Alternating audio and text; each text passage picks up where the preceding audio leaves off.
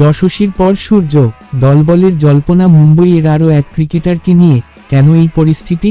Cricket দুনিয়ায় দলবলের জল্পনা নতুন কিছু নয়, তবে সাম্প্রতিক সময়ে মুম্বইয়ের দুই প্রতিভাবান ব্যাটসম্যানের দল ছাড়ার খবরে উত্তেজনা ছড়িয়েছে ক্রিকেট মহলে।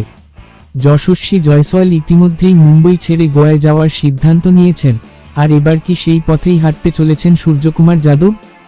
যশস্বীর দলবদল কেন? যশস্বী জয়সওয়াল ভারতের অন্যতম প্রতিশ্রুতিবান ওপেনার, যিনি মুম্বই দলে দারুণ পারফরমেন্স করেছেন, হঠাৎ করেই দল বদলের সিদ্ধান্ত নিয়েছেন। জানা গেছে, তিনি গোয়ার ক্রিকেট অ্যাসোসিয়েশনের কাছে খেলার অনুমতি চেয়ে এনওসি, নো অবজেকশন সার্টিফিকেট চেয়েছেন।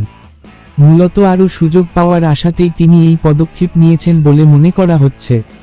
মুম্বই দলে প্রতিযোগিতা খুব বেশি, ফলে প্রত্যেক ম্যাচ খেলার সুযোগ সবার জন্য সমানভাবে আসে না। এবার কি সূর্যকুমারও? ভারতের টি-20 দলের অন্যতম স্তম্ভ সূর্যকুমার যাদবের দলবলের জল্পনা হঠাৎই মাথাচাড়া দিয়েছে। যদিও তিনি এখনও আনুষ্ঠানিকভাবে কিছু জানাননি, তবে মুম্বই দল থেকে তার দূরত্ব ক্রমশ বাড়ছে বলেই খবর। সূর্যকুমার দীর্ঘদিন ধরেই মুম্বইয়ের হয়ে খেলছেন এবং আইপিএলে মুম্বই ইন্ডিয়ান্সের হয়ে দুর্দান্ত পারফরমেন্স করেছেন। কিন্তু ঘরোয়া ক্রিকেটে তার উপস্থিতি কমে যাওয়ার কারণে মুম্বই দলেও তার ভূমিকা পরিবর্তিত হয়েছে। এই পরিস্থিতিতে তিনি কি নতুন দলে যোগ দিতে পারেন, বিশেষ করে এমন একটি দল যেখানে তার জন্য আরও বড় সুযোগ থাকবে?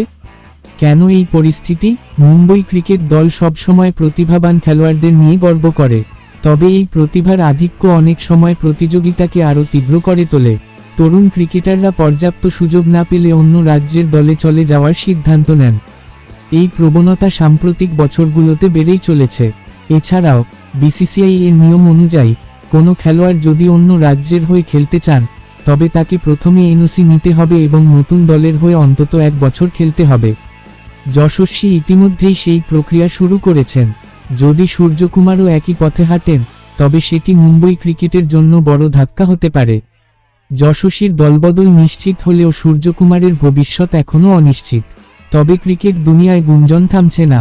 যদি সত্যিই তিনি দল পরিবর্তনের সিদ্ধান্ত নেন, তাহলে কোন রাজ্যের দলে তিনি খেলবেন? সেটাই এখন লাখ টাকার প্রশ্ন। আপনি কি মনে করেন সূর্যকুমারের দলবদল উচিত হবে? কমেন্টে জানান আপনার মতামত।